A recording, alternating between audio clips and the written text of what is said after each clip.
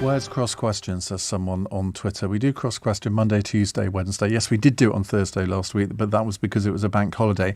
And next Thursday, let me tell you, we have a local election night special programme from 10 p.m. until 6 a.m. Friday morning. That'll be presented by myself and my for the many colleague, Jackie Smith. Now, in this hour, we're going to be talking to Bill Browder. He's got a new book out, Freezing Order, a true story of Russian money laundering, murder and surviving Vladimir Putin's wrath, and he joins me in the studio.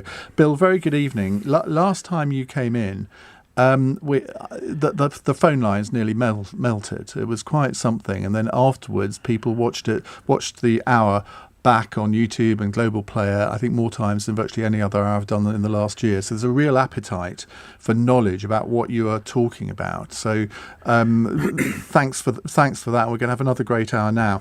Now, this book, your previous book, Red Notice, that was a bestseller. What are you saying in this book that you didn't cover in your first? Well, so Red Notice was about my my career in Russia, how I was an investment manager. I uncovered corruption.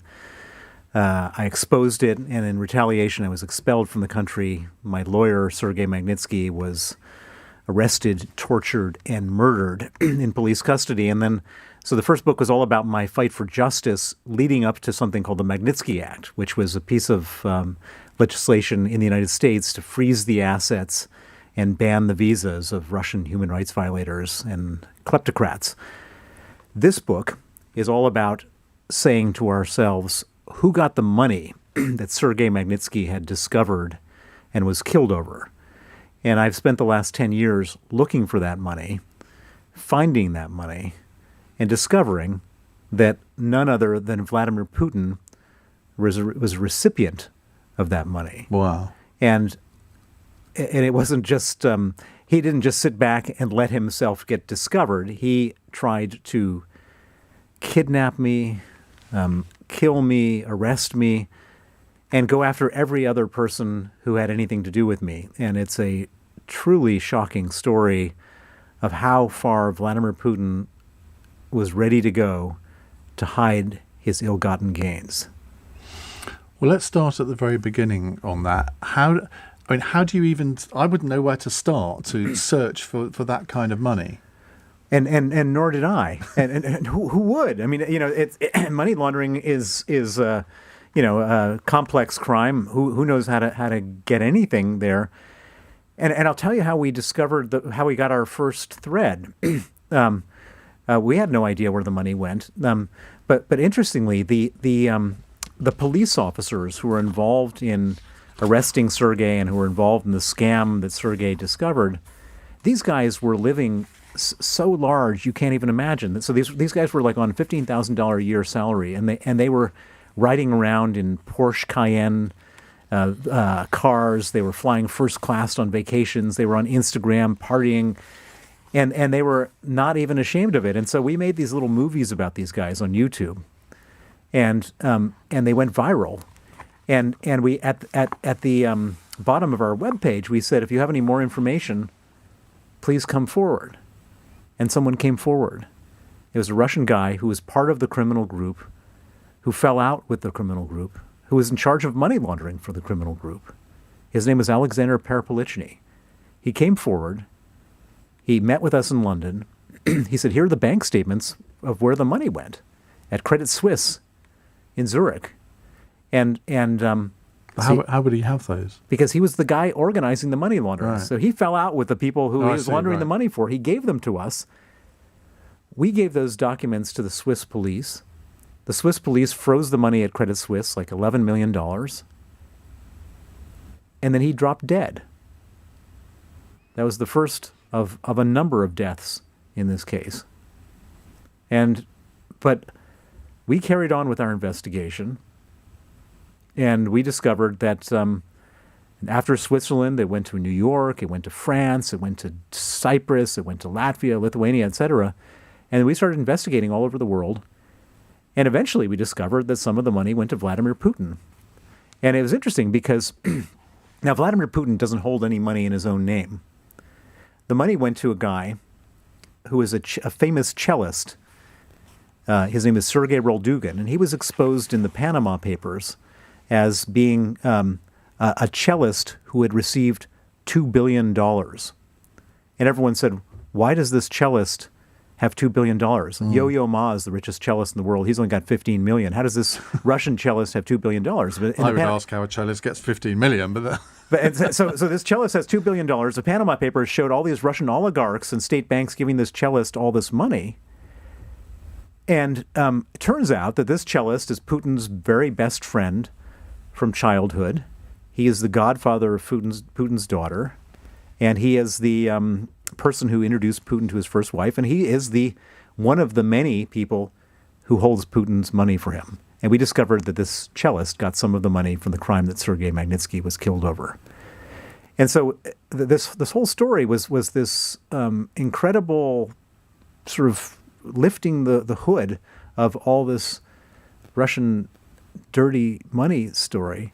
And basically what it showed was that Putin is not the normal head of state. He's not a person who leads his country to serve his people. Vladimir Putin is a guy who is just a common criminal who just steals money every place he can get it.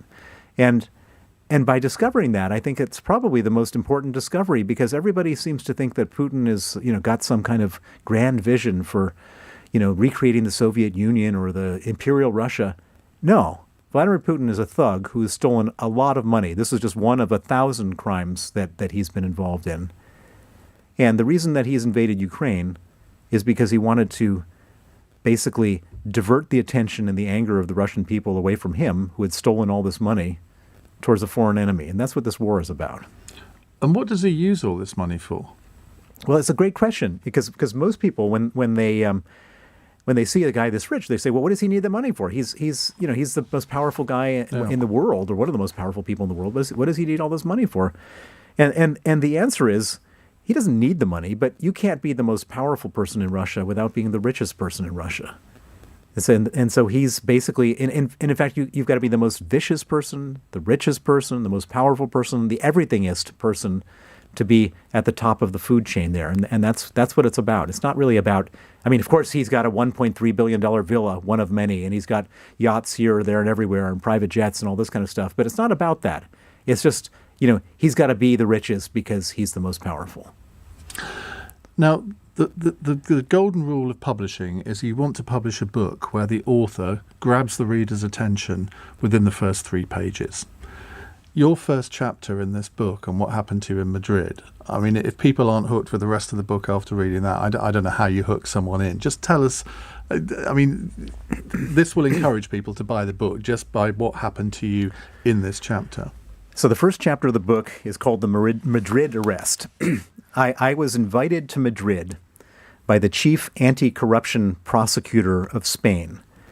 His name is Jose Grinda, and we had found information that the crime that Sergei Magnitsky had discovered and was killed over, the financial crime, some of the money had gone to purchase luxury real estate on the coast of Spain. So we filed a complaint with Prosecutor Grinda, and he got our complaint. He thought it was worth investigating, and he invited me to come and give formal evidence to him in a formal setting so that he could begin his investigation. So I fly to Madrid. I stay at this beautiful hotel called the Grand Hotel Inglés in the old part of Madrid. I wake up the next morning to go to my meeting with this prosecutor, and as I open the door to my hotel room, there are 2 very large, uniformed Spanish national police officers standing outside the door with a clipboard. And one of them asks me, through the hotel manager who's standing there with him, please give me your identification. So I hand over my passport. He compares it to a piece of paper he's holding on his clipboard. And he says, you're under arrest. And I said, what for? And he said, Interpol Russia. And I thought, oh my God. So here I am going to meet the chief anti-corruption prosecutor to investigate a bunch of corrupt officials who have stolen money and put it in Spain. And those same corrupt officials have gone through a different branch of the Spanish police to have me arrested. Now, so I'm in my hotel room, and the hotel manager wants to clear the room out so he can use it for another guest, and so he asks them to let me pack my bags. So I scramble in there, and I surreptitiously tweet out, "I'm being arrested in Madrid right now on a Russian warrant." So we go down. The police officers put me in the police car, and they strangely don't confiscate my phones. So I've got two phones with me, and I'm in the back of the police car. And I'm thinking to myself, what if people don't believe my tweet? I've got a lot of Twitter followers. What if they don't believe that maybe someone had hacked my account or it's a joke? And so I surreptitiously take my phone out and I snap a picture of the back of their heads, along with all the paraphernalia, the police radios, and all this kind of stuff in the front. And I tweet out another picture on the way to the police station. At this point, my phone blows up. News alerts everywhere. Bill Browder being arrested in Madrid. All sorts of. I remember this. It was crazy. All sorts of journalists are calling Interpol, calling the Spanish police, calling the British government, calling everybody, saying, "What the hell's going on? This guy he shouldn't be arrested." And what did you think was about to happen at that point? Well, so this was the scary thing. I was thinking to myself, okay, this is pretty bad, but what if these people are not actually police officers? What if these guys had just gotten some uniforms, stolen a police car, and they were actually working for the Russians? Because Vladimir Putin has been trying to get me for the last 8 years. And I'm thinking, what if this is a kidnapping? And I'm sitting in the back of this police car, and there's you can't open the door handle. There's no door handles. You can't roll down the windows. You're stuck in the back of this police car. So I'm sitting there, and I'm getting more and more agitated. And then we come up to this square, this sort of strange square, and the police car stops, and these guys get out, and we're standing in front of a nondescript building, and they ask me to get out of the car, and they don't speak much English, I don't speak much Spanish, and I say, "What are we here for?" And they say, "Medical exam." And I'm thinking, what? Medical exam? I've never heard of that. And I could just picture that I go into some room, and two guys grab me, and some guy in some cheap suit with a syringe injects me with something, and the next thing I do, I wake up in a Russian jail. Yeah. And so I ball up my fist, and I'm ready to have a confrontation, and one of them calls some number, and there's a standoff, and eventually they don't take me into the police station. Into the building. They bundle me back into the police car, and we drive away. And eventually we arrive at the at a real police station. And believe it or not, I'm relieved that we're in a police station, and I'm not going off to some getting stuck in some container to be shipped off to Russia. And I'm in the police station, and they're all very excited. This is it's not every day that an international fugitive wanted by Interpol is caught and brought into the police station. And there's this air of energy and buzz. And eventually, I'm sitting there for 2 hours, and then they get the call from Interpol, which is release this guy. And you could just feel the energy coming out of there, the energy dissipating as they false alarm, and what a relief. And you can't imagine how angry the prosecutor was who had invited me that he got sidetracked by this whole corrupt ordeal. Well, that's how the book starts. We'll find out a bit more about what's in the rest of the book in just a moment. It's 16 minutes past 8 on LBC. LBC. Hi.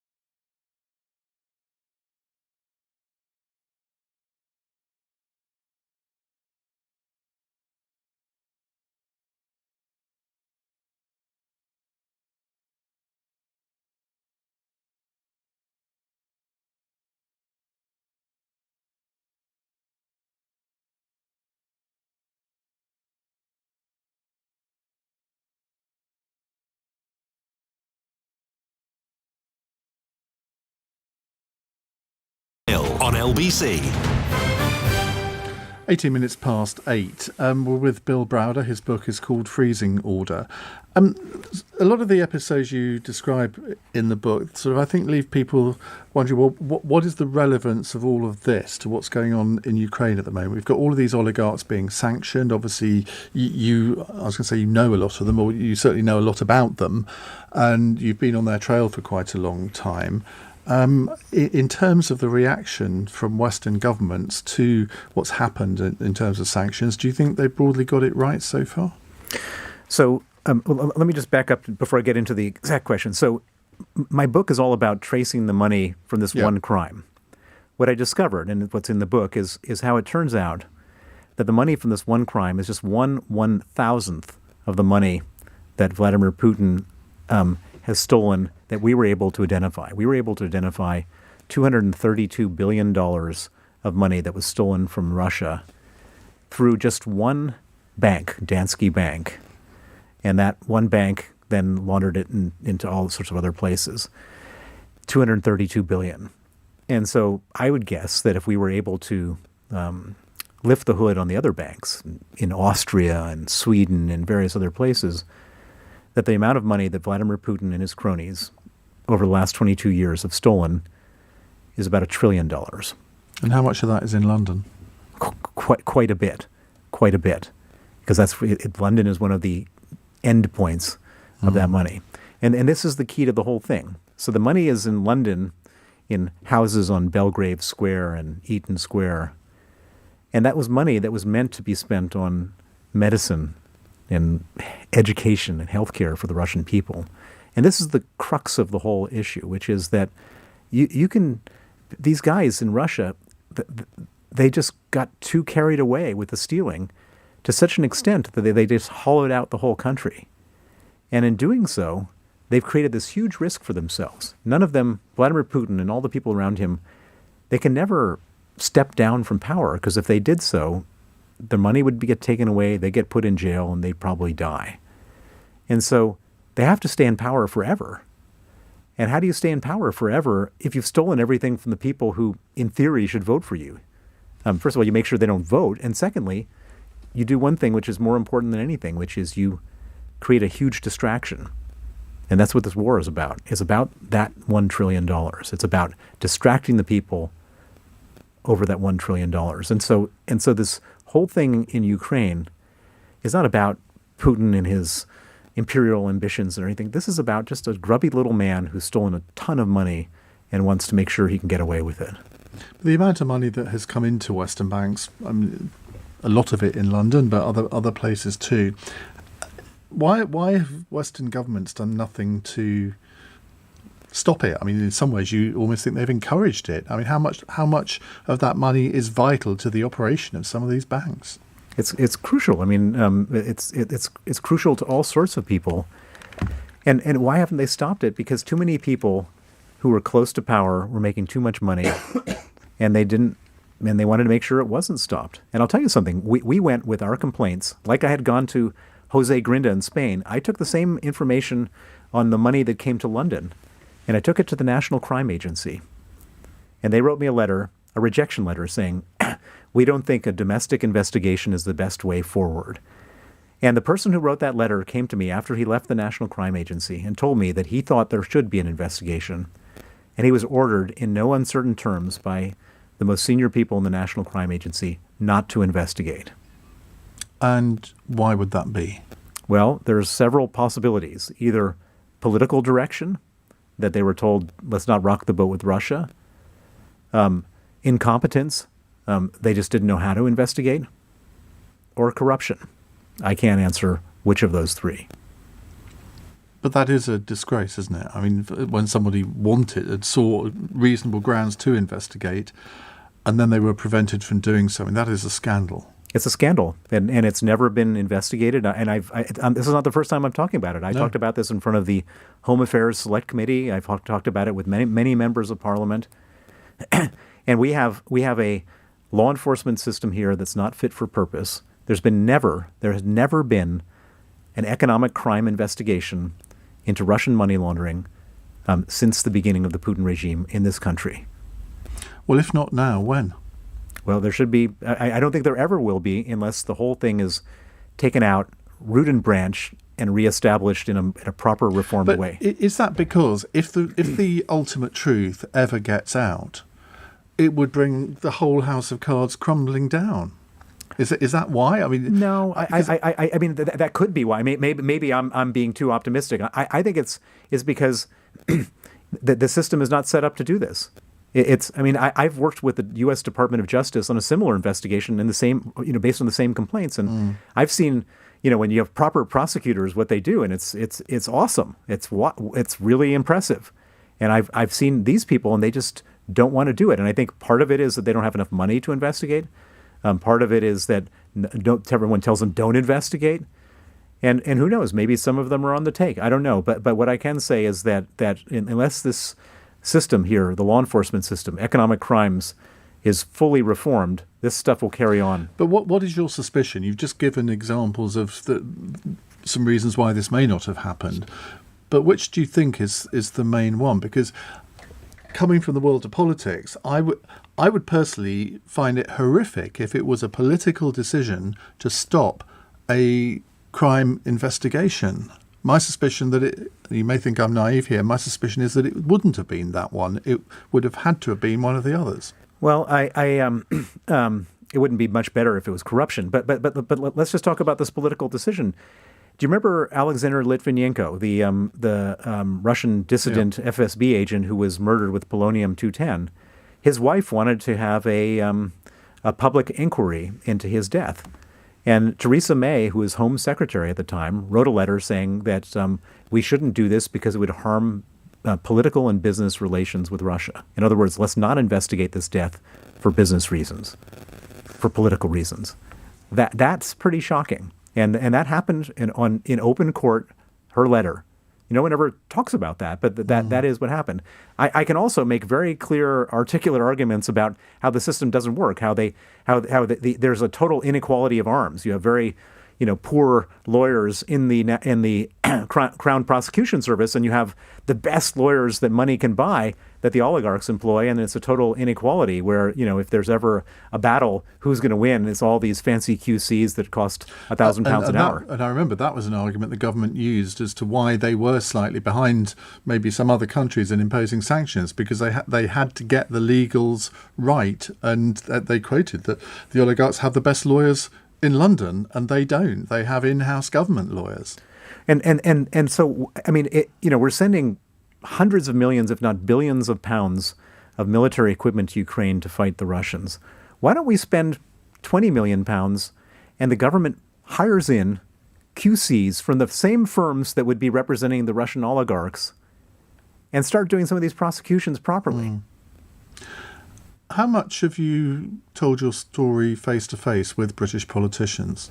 I tell my story face-to-face on a daily basis, and the politicians are all on my side. So here's what happens. I go to Parliament, and I've got friends in all different parties. I've been talking to them for years. We all know each other. They say, this is outrageous, like your response is right now, and they're banging the table. And they say to the government, this is outrageous, we need to do something. And the government says, you're right, this is outrageous. The government starts banging the table. But what happens is law enforcement, the government can't, so a politician can't force an investigation. A government can't enforce an investigation. These investigation agencies, the national crime agencies, got to be supposed to be independent. So, and they just don't do it. And they come up with whatever bureaucratic reasons are that they can't do it. But have you ever had a face-to-face meeting with the Home Secretary or the Foreign Secretary or the Prime Minister? On this issue, no. See, I found that incredible. I mean, if I was in one of those positions and I knew of your story, if I'd read your book, I would immediately want to call you and say, okay, what do you think we should do? Well, I think they probably should fire the person in charge of the National Crime Agency and put together a budget for the best possible person they can find in the world from whatever country they need to bring that person in from, and then do a total reform of the whole system, because it just doesn't work. And do you think the reason that they don't do that is because they have civil servants whispering in their ear, Minister, if you do that, this could happen? Yeah. You have this the civil service is like, stymieing up everything that ever happens, the risk aversion to the highest level, so nobody wants to do anything. Do you ever see that changing? You could have a Prime Minister within 2 years who used to be Director of Public Prosecutions. And you think, well, if he can't do anything, then probably no one can. You know, I've been around here. I've lived here for 32 years. I've seen so many horrific scandals and heartbreaking situations where everybody says everything needs to change, and then it just doesn't. Until I'm proved otherwise, I think everyone's going to bang the table again, and this problem will fester. Lots of people saying, what's his book called? I think I have mentioned it at least 5 times so far. It's called Freezing Order. And the publication date was a couple of weeks ago, wasn't it? A couple of weeks ago. It's in America, it's number 1 on the New York Times bestseller list. Here, it's number 2 on the Sunday Times bestseller list. That's not bad, is it? I wanted to be number 1, but what can I say? I dread to think who's beating you. Listen, this is quite a to the point text. Vince says, this bloke is extremely brave and just begging to get Novichoked. I mean, that must be something, we did talk about this last time we were on, but that must be something, your own personal security, your own personal safety, your family must worry on a day-to-day basis about that, even if you've sort of almost become a little bit immune to it. You know, we all have to take precautions. I have to take precautions. But, in terms of my own personal risk, yeah, I'm at risk. Of course, they hate my guts. They want to kill me. They've tried all sorts of things. But when I watch what's going on, when I watch television, I watch what's going on in Ukraine, and I watch the bombs falling on people, and I watch the bravery of the Ukrainian soldiers, I'm thinking, whatever risk I'm taking, and I'm going, it's nothing compared to what's going on right now. Nobody should be thinking about me. We should be thinking about the Ukrainians, because it's just so in civilians in Mariupol who are just being bombarded on a daily basis. It's just hard for me to even think about whatever risks I have. It's nothing compared to those people. Well, we have so much more to talk about. We're going to take your calls as well in the next half an hour. 0345 6060 973. Colin wants to know, is the book available as an audiobook? I'm imagining the answer is yes. Absolutely yes. I unfortunately didn't narrate it. I didn't have time. Oh, you should have done. And maybe I will. I mean, we might do version 2 where it was my voice, but they asked me to spend 3 weeks in the studio in the midst of this whole Ukraine crisis. I just didn't have time. Right, more from Bill Browder in just a moment. His book is called Freezing Order. It's 8:30 on LBC. Let's get the news headlines with Amelia Cox. The Foreign Office says it's supporting the families of a British man killed in Ukraine and another who's missing. Meanwhile, President Biden is asking the US Congress for another $33 billion to help Ukraine defend itself against the Russian invasion. Police are focusing their search for a mother who disappeared from Burnley last week on the Forest of Bowland. A 50-year-old man has been charged with the murder of 33-year-old Katie Kenyon. And a report's recommended a Labour MP be suspended from the House of Commons for 2 days for bullying. Liam Burns stopped talking to a member of his constituency staff and disabled his parliamentary email account for a time. LBC weather, mostly dry tonight, low cloud lingering in parts of eastern Britain, a low of freezing. LBC. Selling your car doesn't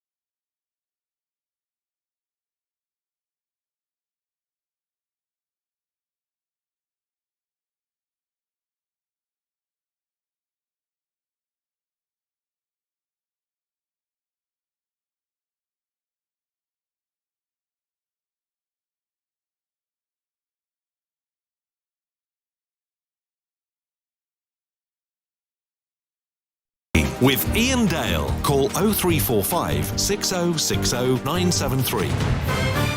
8:34. I was just saying to Bill during the news there that the texts are coming in about one every 10 seconds, all saying, I'm buying the book right now, so I'm hoping we can get him to number one. Ali says, this is amazing, buying his book now. Ordered Bill's book, love this guy, has balls, inspiring. Another Ali in Winchester. So hopefully we can get it to number one. Now we're going to go to your calls now. 0345 6060 973 if you have a question you want to put to Bill Browder. John is in Doncaster. Hello, John.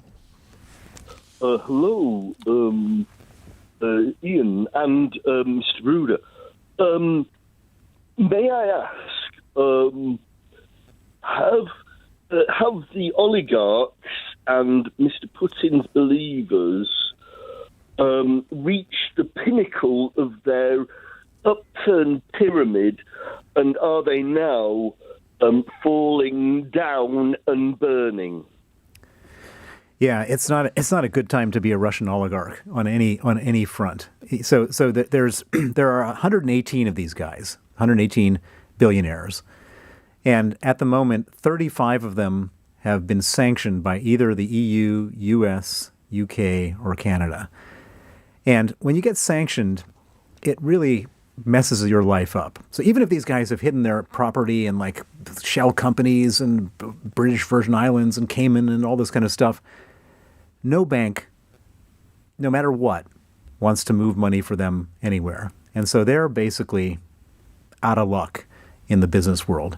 And even if you're not sanctioned, if you're one of the other guys not on the sanctions list, nobody wants to touch you either because they don't want to like find out that you're going to be sanctioned. And so these guys, they used to come to London and everybody was just being so nice to them, rolling out the red carpet and like, how can we help you, Mr. So-and-so? And now all of a sudden these guys are radioactive. It's not a fun time to be a Russian oligarch. Why have only 35 out of 118 been sanctioned? My immediate reaction when you said that was, well, what about the others? That's my immediate reaction as well. I feel better now. I came on your show 2 months ago and was banging the table by saying, let's sanction the oligarchs. We hadn't sanctioned a single one back then. And I mean, I have to say, I'm normally the most critical guy when it comes to government policy. But I think our government here has done a pretty good job so far. I mean, we've sent weapons. We were first sent to send weapons. We're sanctioning a whole bunch of oligarchs, some of the really big ones. Yes, there's a lot more oligarchs to sanction, but I'm not dissatisfied with the government's policy. But people do question why there are some oligarchs on the American list or the EU list that we haven't gone after. I mean, I'm sure maybe it works the other way around as well, but it does seem a little bit odd that there hasn't been more coordination here. It makes no sense. And I'll tell you something really strange. So Abramovich is on our list and on the EU list, but not on the US list. Like, why is that? And a bunch of other guys, for that matter, that we've sanctioned that they haven't sanctioned. And so I don't think that there's somebody cooking up things saying, well, we don't want to sanction a whole bunch of oligarchs in the US. I think it's just, it takes time to get these people on the list. How powerful are these sanctions? When we read in the newspapers today that Abramovich is demanding an extra 500 million on the sale price of Chelsea Football Club, it's not going to go to him. It's apparently going to go to charities. But he's apparently saying that he's going to put a block on the sale. And you think, well, how can you put a block on the sale? You've just been sanctioned. Well, I mean, the whole thing doesn't make any sense to me. So, I mean, first of all, how can he even carry on running it if it's his company and it's sanctioned? How does he pay his rent or his players or whatever he's paying? And the investment bankers who are organizing the auction, he can't pay them. How are they? What money are they doing this for? And presumably they get it out of the sale price.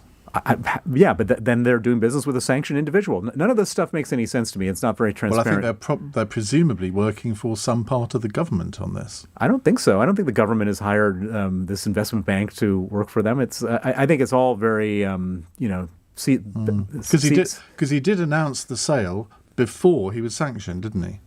Yeah, but that doesn't mean anything. I mean, it wasn't sold before he was sanctioned, and it'll be very interesting. Just today, the Canadians have passed a law to say that assets that have been frozen can now be repurposed and taken for victims. And so it'll be really nice if the assets eventually that are frozen go and pay for for Ukrainians' reconstruction.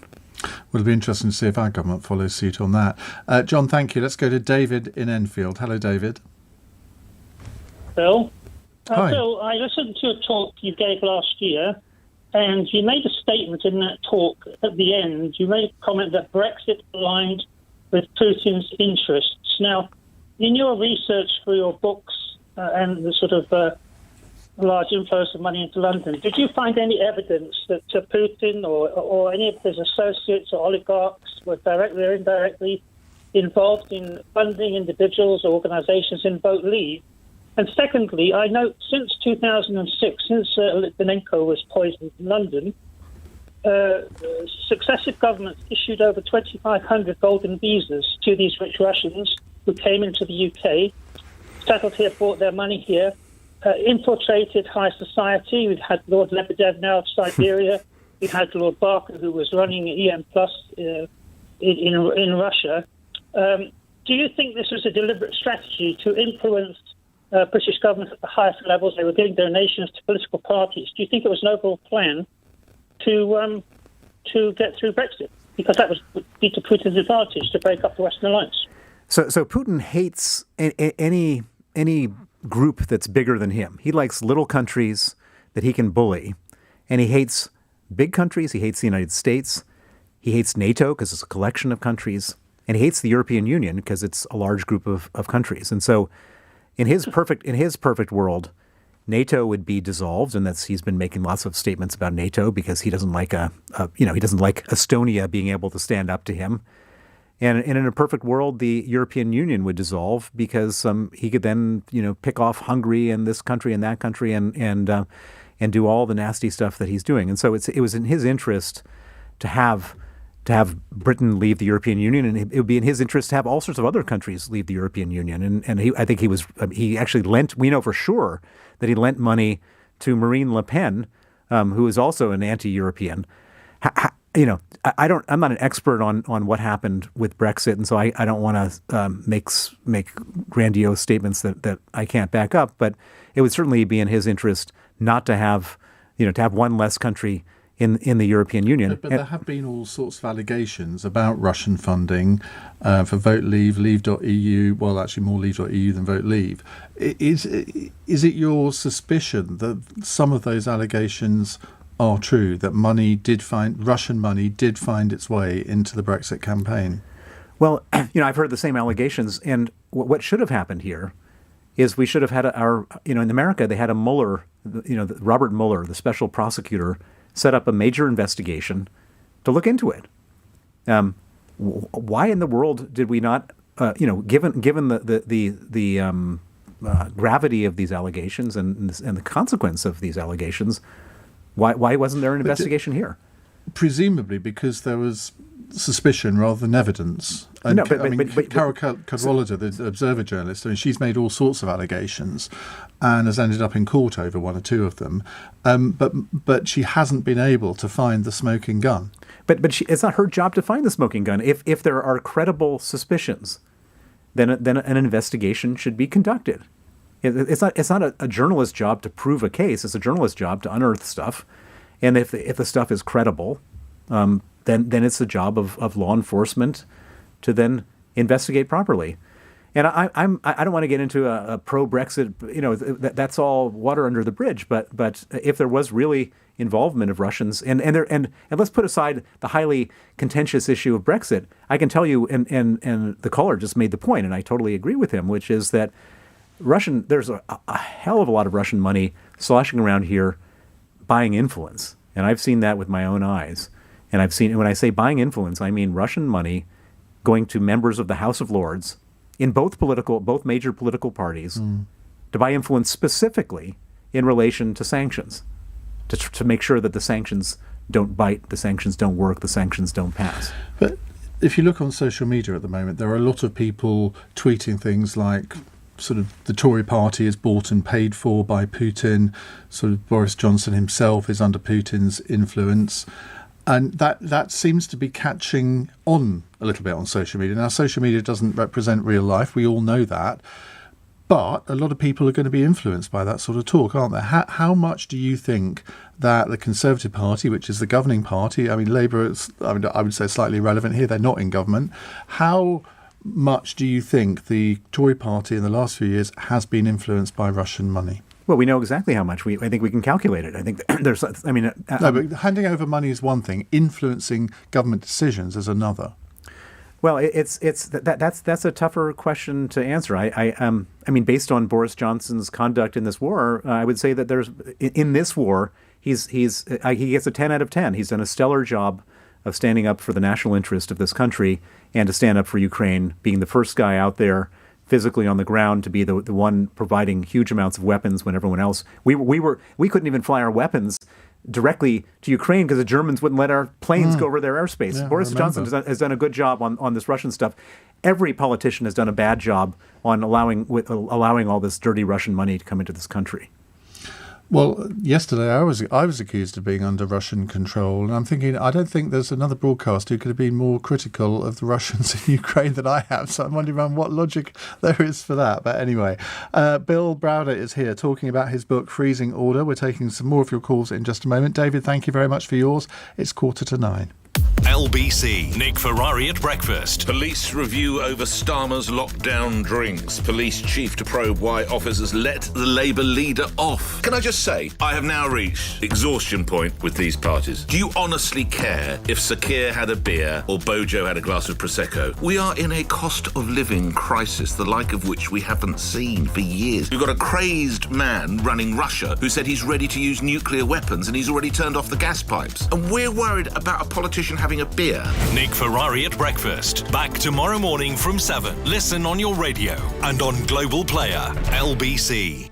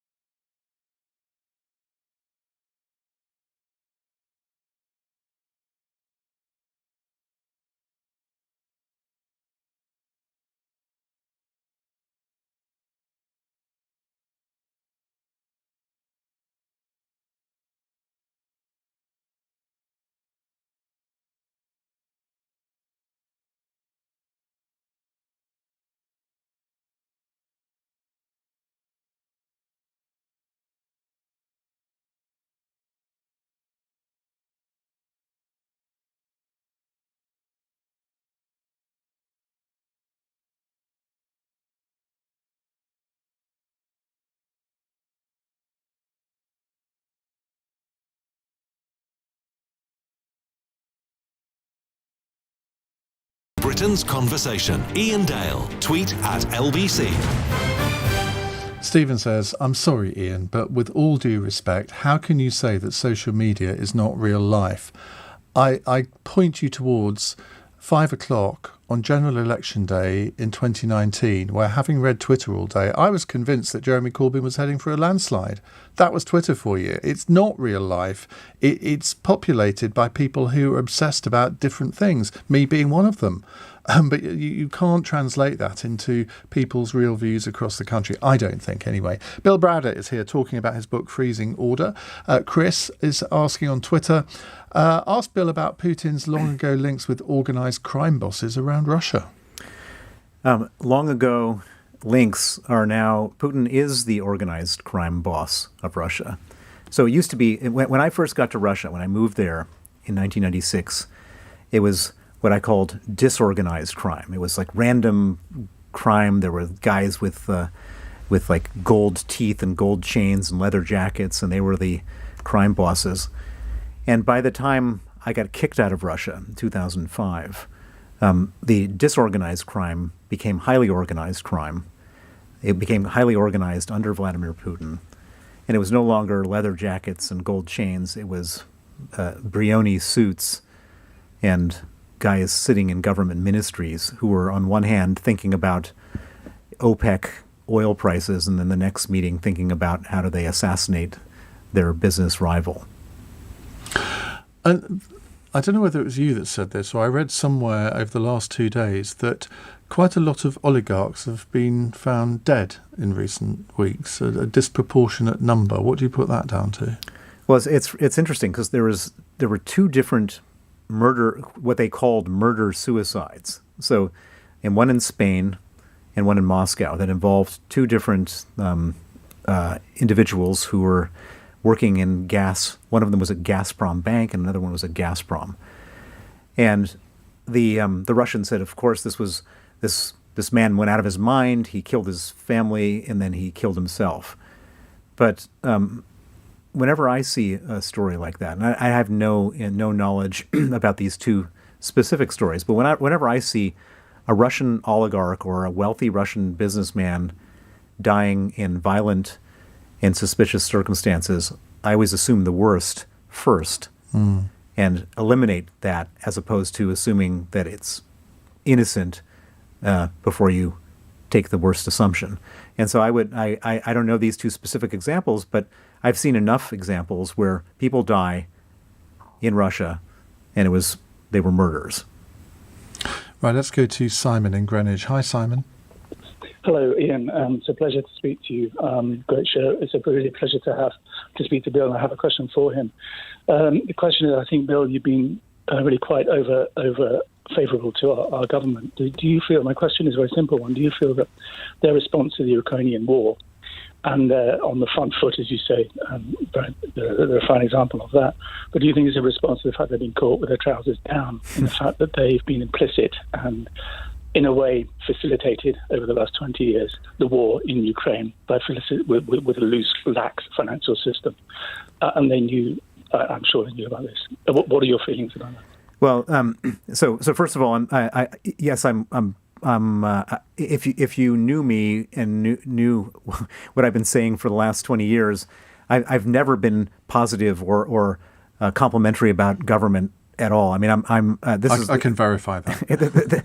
I mean, they hate me in the government because all I do is come and ask them to do things that they're not doing, which are the right things to do in terms of cleaning up, sanctioning oligarchs. I've been literally banging at the door of this government for 12 years, asking them to do the right thing in relation to Russian oligarchs, and they haven't. And I've been highly critical. They've never even wanted to meet with me because they just think that the meeting would be a toxic meeting where they just get into trouble. And so believe me, I'm not some kind of government complimenter. But I think you're right that I think that Vladimir Putin has done so many dirty things over the last 20 years. He's this murder with polonium of Litvinenko. What did we do about that? Nothing.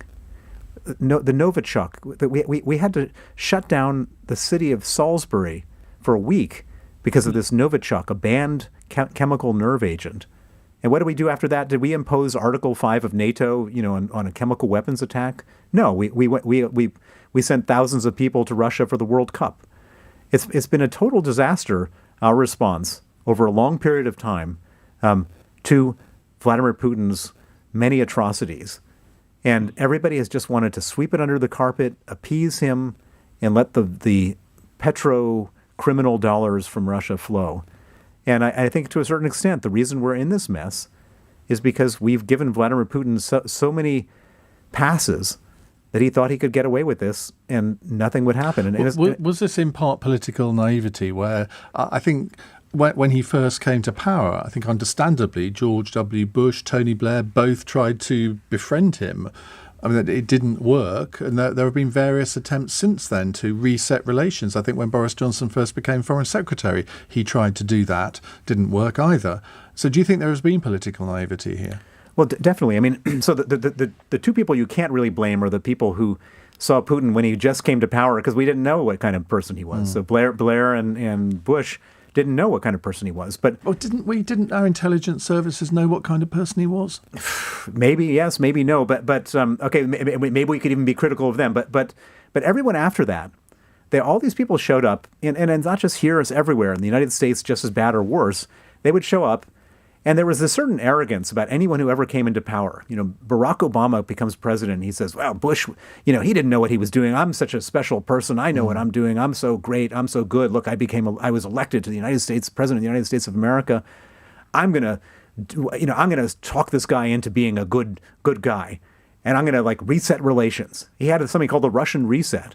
And of course, Putin was just laughing. He's saying, okay, for a good 2.5 years, I can get away with anything because he's got his reset.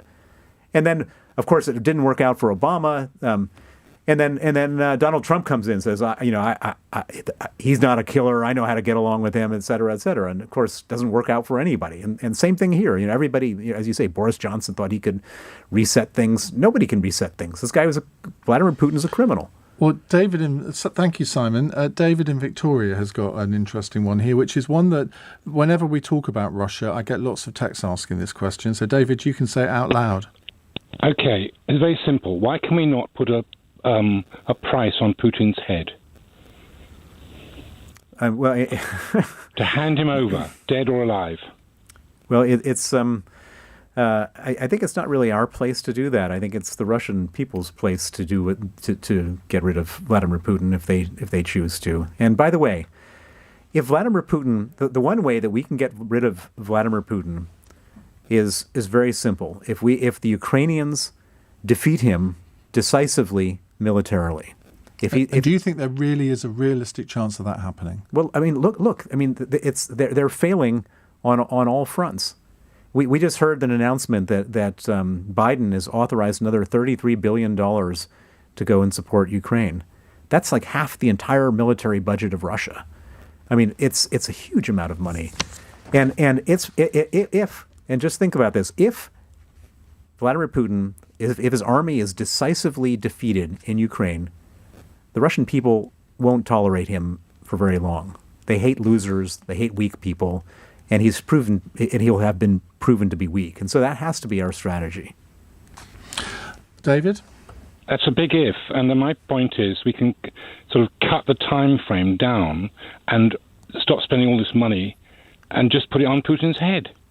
Well, but believe me, he's sitting in a bunker like 1,000 feet down. You see that long table he sits at? Why is he sitting at that long table? Because he thinks someone's going to spray some aerosol at him or some. He thinks that Macron. This is an incentive for Russians to do something about him. Yeah, well, it's easier said than done, though. Isn't it? I mean, of course. I mean, he believe me, he's the most paranoid guy in the world. He's gonna pick up any plot. He's going to foil it before it happens. Nobody's got the guts to do that. Look, Kim Jong-un is still in power. Same story there. These guys, they know how to stay alive. They know how to avoid these assassinations. Vladimir Putin's the most paranoid guy in the world. Well, we're running out of time, but do you think that he's maintained the confidence of his inner circle, people around him, the military? He doesn't need their confidence. He needs to create the fear in his inner circle so everybody is afraid of him. And he's successfly done that. You remember that first? They had that meeting with all of his national security people. They were shaking. And he had the guy, the guy who's head of his foreign intelligence. This is a guy who pulls people's eyeballs out with his bare fingers, and he was shaking like a little schoolboy. Well, that's a good way to end, isn't it?